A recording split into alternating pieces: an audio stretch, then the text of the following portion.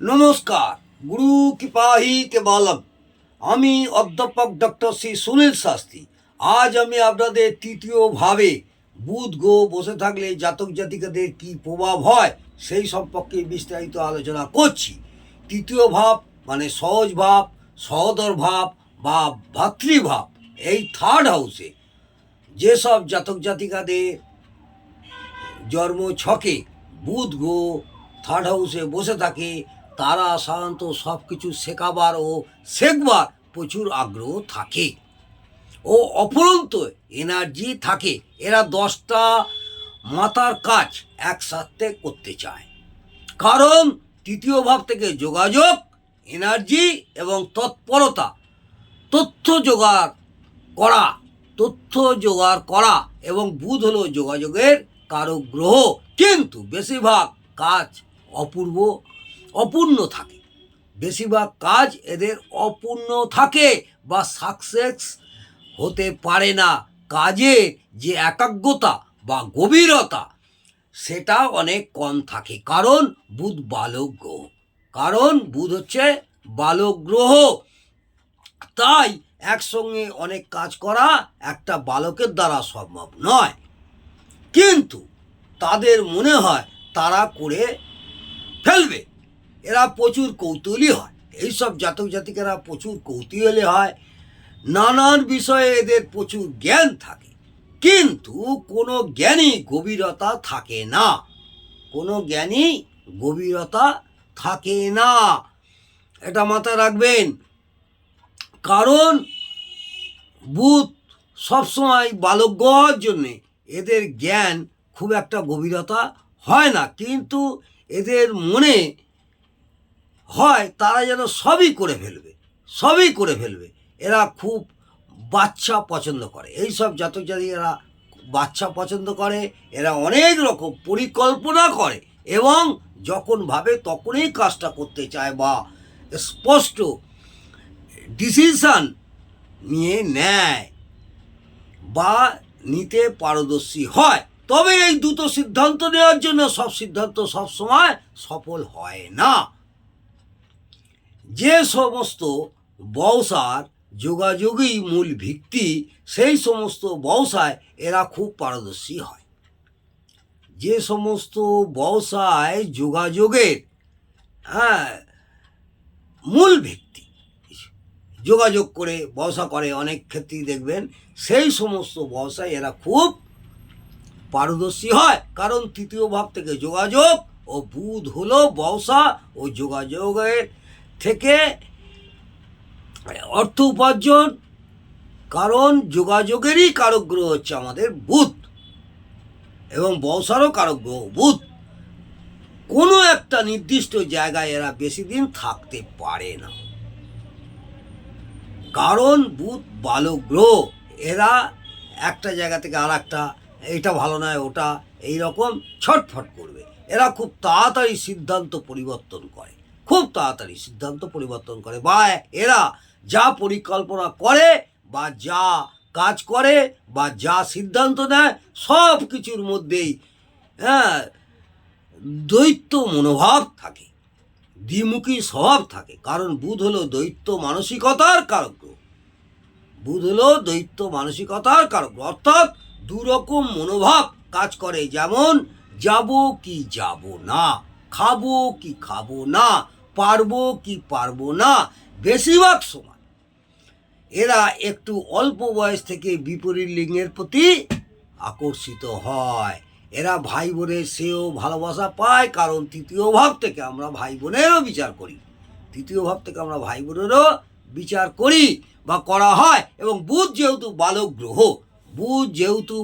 গ্রহ, তাই বাচ্চাকে যেমন ভালোবাসা দেয় বা ভালোবাসে, তেমনি এদের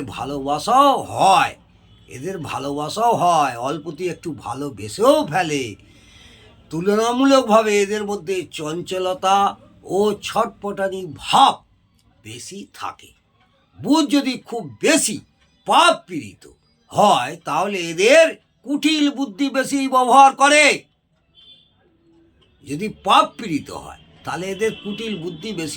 করে। এরা যার সাথেই মেলামেশা করুক না কেন, বন্ধু স্থাপন করুক, একটু ব্যবসায়িক চিন্তাভাবনা নিয়ে করে, ব্যবসায়িক চিন্তাভাবনা নিয়ে এরা করে, এটা মাথায় রাখবেন। অর্থাৎ লাভ ক্ষতি বিচার করে।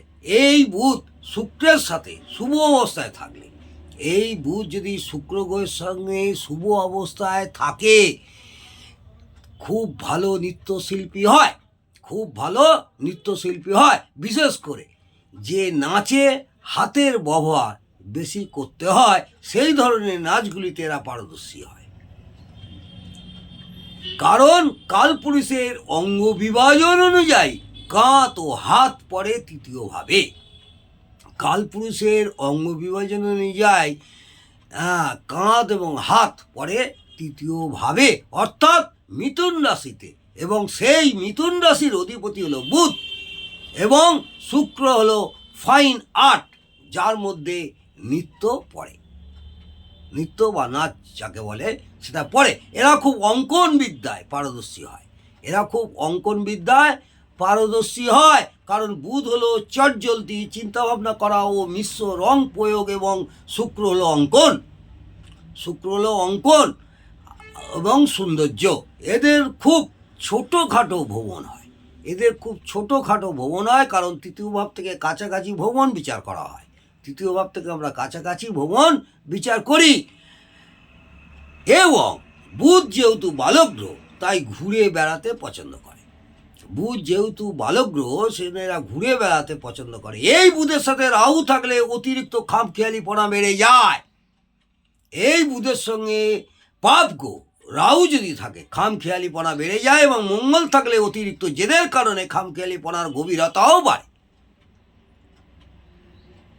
এই বুধ যদি পাপদৃষ্ট, পাপ পীড়িত, পাপ মধ্যগত, শত্রু গৃহগত, দুস্থানগত বা দুস্থানপতি হয়, বাদস্থানে থাকে বা বাদকপতি হয়, নিচস্থ বা নাশস্থ হয়, অশুভ অ্যাসপেক্টে থাকে, ষোড়শবর্গে বল কম পায়, তখন সমস্ত শুভত্বের পার্সেন্টেজ কমবে। আবার কিছু কিছু ক্ষেত্রে শুভ খুব অশুভ হলে উল্টো ফলও দিতে পারে। সেখানে আমাদের শুভত্ব অশুভত্বর পার্সেন্টেজের ওপরে বিচার করতে হবে। আজকে আমি তৃতীয়ভাবে বুধ গ্রহ থাকলে জাতক জাতিকাদের কী প্রভাব হয় সেই নিয়ে বিস্তারিত আলোচনা করলাম। পূর্বে আপনাদের বুধ গ্রহ লগ্ন এবং দ্বিতীয় ভাব নিয়ে আলোচনা করেছি। যারা শিক্ষা করছেন বা জ্যোতিষ নিয়ে শিখছেন, যেসব ছাত্রছাত্রীরা জ্যোতিষ নিয়ে পড়াশোনা করছেন, যারা জ্যোতিষ প্র্যাকটিস করছেন, যদি ভালো লাগে, আশা করব তাদের আমার তরফ থেকে আমি আশা করব আপনাদের কাছে একটা লাইক করে আমাকে আগামী দিনে আরও ভালো ভালো শিক্ষামূলক আলোচনা যাতে করতে পারি, আমাকে উৎসাহিত করবেন। আগামী দিনে আমি আরও ভালো ভালো আপনাদের শিক্ষামূলক আলোচনা করব, এবং বন্ধুবান্ধবদের আমার এই ভিডিওটি যদি শেয়ার করেন, তাহলেও বন্ধুবান্ধবরাও জানবে। যে যার জন্মকুষ্টি বা জন্মছক দেখে কার কোথায় কোন গ্রহ অবস্থান করছে, প্রত্যেকটা গ্রহ নিয়ে আমি আলোচনা করব। আমি 12টা গ্রহর মধ্যে আমি 9টা গ্রহ নিয়ে আমি আলোচনা করব। কোন ঘরে কে বসে থাকলে কি প্রভাব পড়ে সেই নিয়ে আমি বিস্তারিত আলোচনা করব। পর আমি করতে থাকব। আপনারা যদি ভালো লাগে কমেন্টে জানাবেন অবশ্যই।